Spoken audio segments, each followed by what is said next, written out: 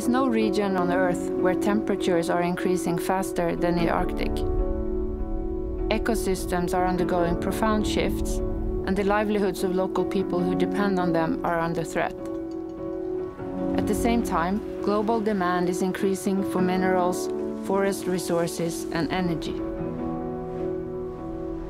This means there is growing pressure to further exploit the Arctic, because it is rich in such resources. The demand for spectacular travel experiences is also growing in the region. Extractive industries are part of the picture of change in the Arctic. If we want to properly understand how these industries affect local communities and the environment, we need to understand the full context of their activities. Since 2016, our research has focused on increasing the knowledge about all aspects of mining systems and their impact in the Arctic, to help stakeholders make informed choices on how to use natural resources in a sustainable way. We work with 15 universities and research institutes in the Nordic countries and in Canada, in the Nordic Center of Excellence. We are called Resource Extraction and Sustainable Arctic Communities, or REXSAC. This film is about the results and conclusions of our research.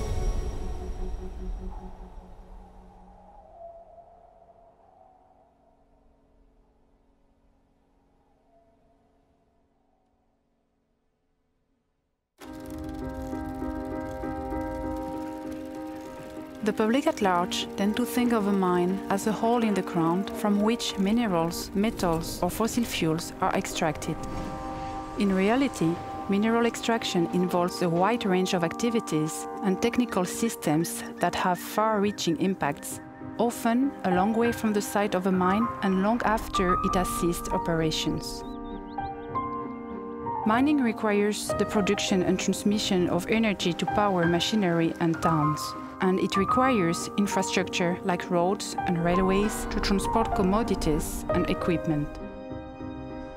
These mining systems have generated wealth and employment, but have also created challenges for local communities that use these lands for other livelihoods, such as reindeer herding, hunting, fishing, and tourism.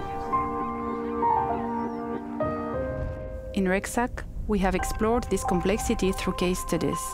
Here we present two of them, from the Arctic regions of Sweden and Finland. Iron and copper have been mined for centuries in northernmost Sweden and Finland. In Kiruna, large-scale exploitation of iron ore began 120 years ago. The highly profitable operation has generated wealth, welfare and jobs. At the same time, it has created problems for those who are using the land in other ways that depend on less disturbed ecosystems and landscapes. Niila Inga, chairman of Laiva's reindeer herding community in Kiruna, provides some examples of challenges for reindeer herding. Nu står vi uppe på Lussavarre, här ser vi Kiruna stad och så har vi Kirunvarre där LKAB har sin verksamhet nu. Och där bak så ser vi dammarna där LKABs processvatten samlas som de behöver i sin brytning. Kirunvarre var våra traditionella kalvnings- och höstmarker och våran flyttled till vinterlanden gick här mellan Kirunvarre och stan.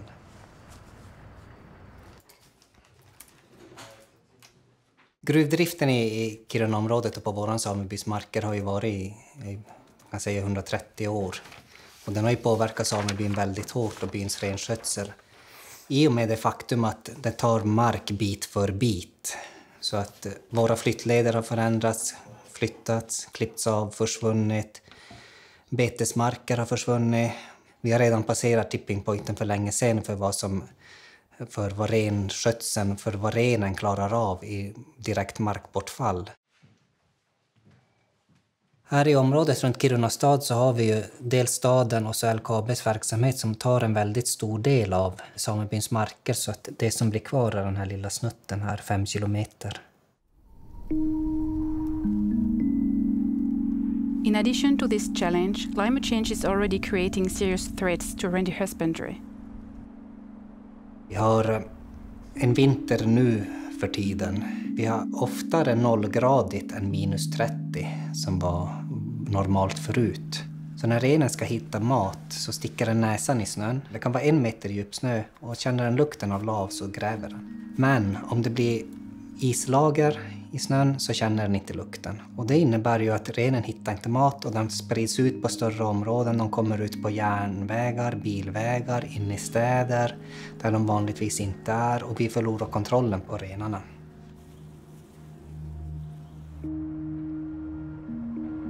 The effect of mining can reshape entire landscapes. One of the main effects is that the ground can become unstable and entire inhabited areas need to be removed or relocated. In Kiruna, ongoing exploitation of iron ore has forced the entire town to move 3 kilometers east. Nina Eliasson from Kiruna municipality gives examples from city planning. Grunden i stadsomvandlingen som vi på Kiruna kommun kallar det för är att vi har en väldigt stor gruvbolag som behöver ta mark i anspråk med anledning av att det finns en ny huvudnivå som ska brytas ut.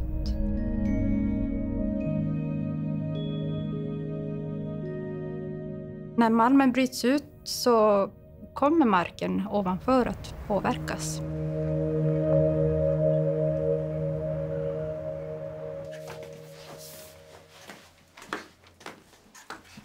Här har vi då Kirunavaara, gruvberget och malmkroppen lutar under staden.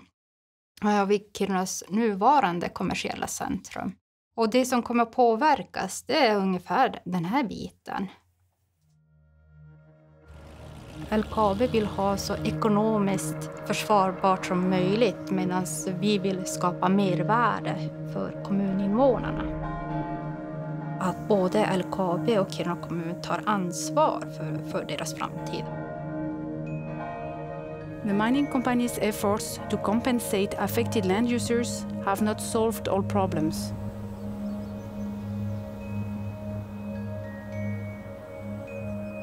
Nu står vi mitt på den här ekodukten som byggdes som en kompensationsåtgärd när den nya järnvägen kom runt Kiruna stad.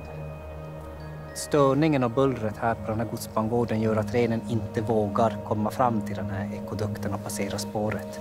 Dialogen och förståelsen för renens behov fanns inte med i beslutsbilden alls. Den togs inte i beaktning alls.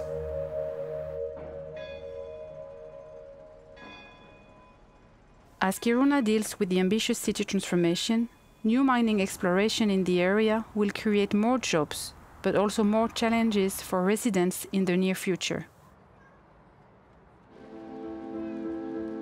LKAB är en väldigt viktig aktör, men vi har ju också nu på senare tid så är det många andra gruvverksamheter som är på uppgång också, som nu är i olika faser i tillståndsprocesserna.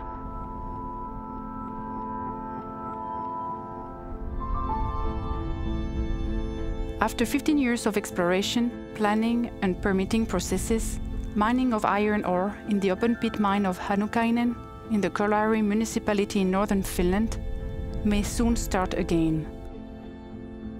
For some, the mine means jobs and incomes and recalls the economic boom of the 70s and 80s when the old mine was active. For others, the mining, combined with the tangible climate change effects, means increased challenges.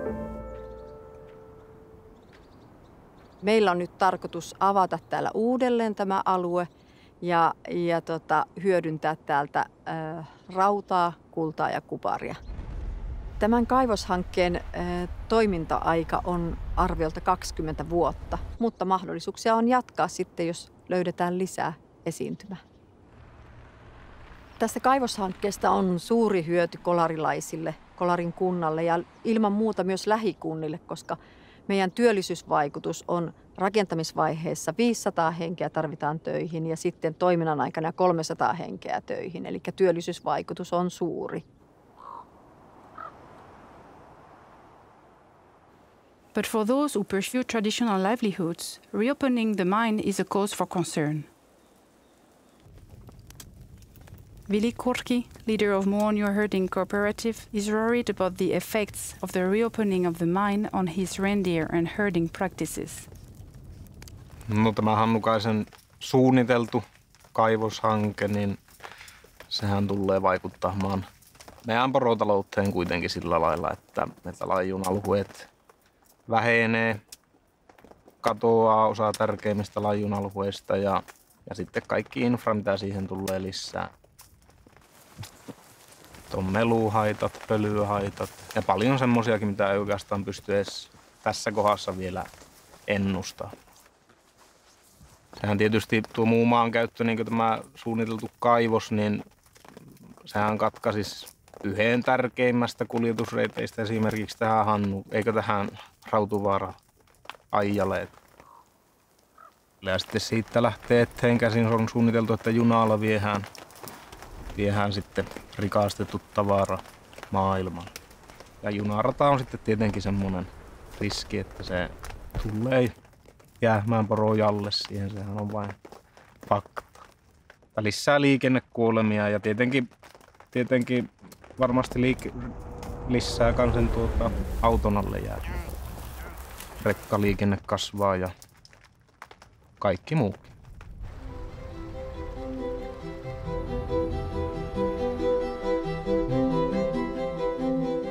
The mining company plans to build a conveyor belt stretching 9 kilometers that will transport the ore from the mine to a new concentration plant.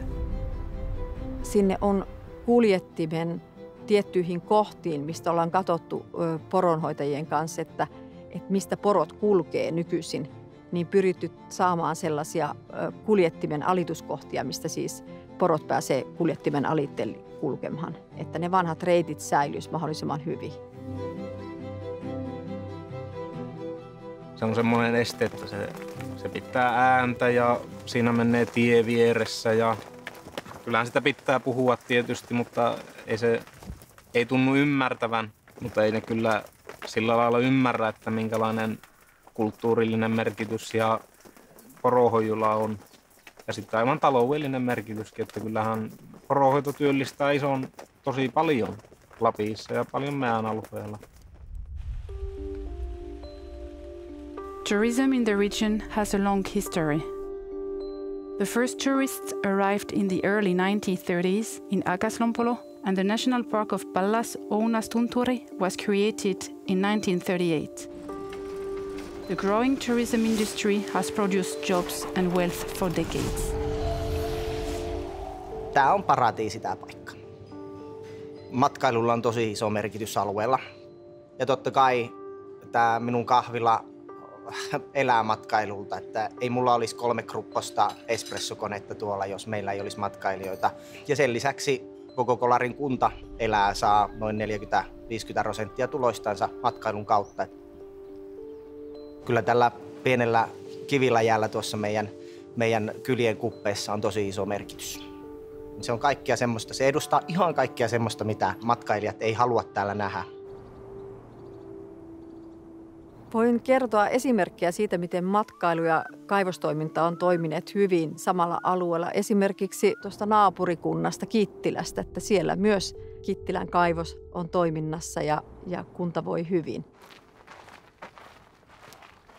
Synergies between active mining and tourism are possible. Mining generates infrastructure that can provide access for tourists to nature, and mining contractors often use resource facilities during the off-season.